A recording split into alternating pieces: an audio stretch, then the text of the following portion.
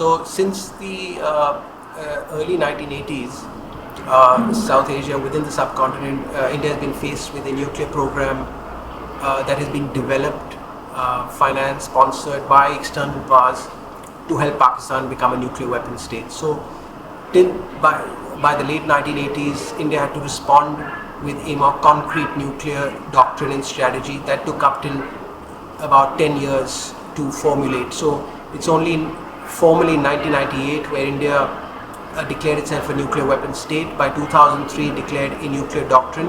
The basis of that doctrine is it will not use nuclear weapons first, and it will not engage in nuclear war fighting. So it's, if your question is how do you deal with Pakistan's nuclear capabilities, the response is India has a retaliatory posture, which is it will respond to any first strike with a massive response to that state. And from the Indian point of view, that promotes strategic stability. And the other advantage, or let's say the stabilizing factor with India's nuclear doctrine, is it does not engage in deploying nuclear weapons down to its ground troops and land forces, which will engage with a NATO-style war-fighting strategy. So it's a stable doctrine based on basically a minimal but credible deterrence.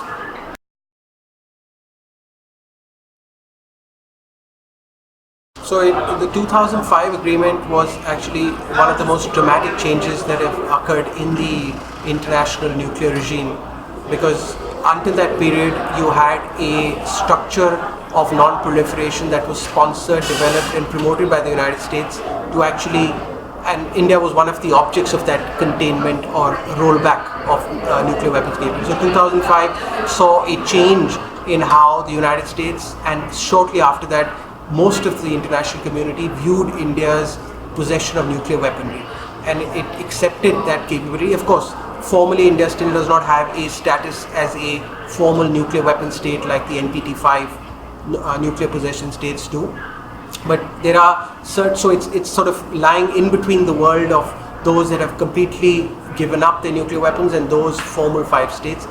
Eventually India would like to move and become the 6th member of and join the NPT structure as a nuclear weapon state. That of course will require a consensus among the big powers and lots of other actors.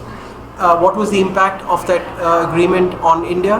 I would say even before that agreement, in terms of horizontal proliferation, India has been one of the most responsible states by its own domestic laws and its belief among the policy-making group that these are not technologies or weapons to be handed out casually to other states.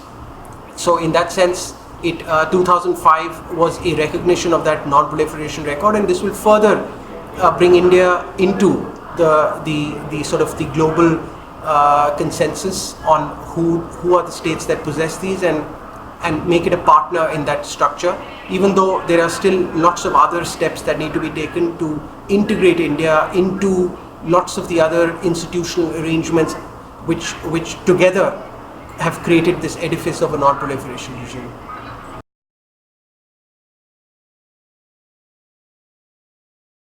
So India's position is, of course, now this is based on the logic that there are lots of different nuclear weapon states, and each has different grades of capabilities and stocks of weapons grade fuel that they can develop into further nuclear weapons. So given that there is already an asymmetry, India's position is actually quite remarkable and forward-looking. It's saying that if it's a universal and completely equal arrangement which is verifiable, India will go along with an FMCT.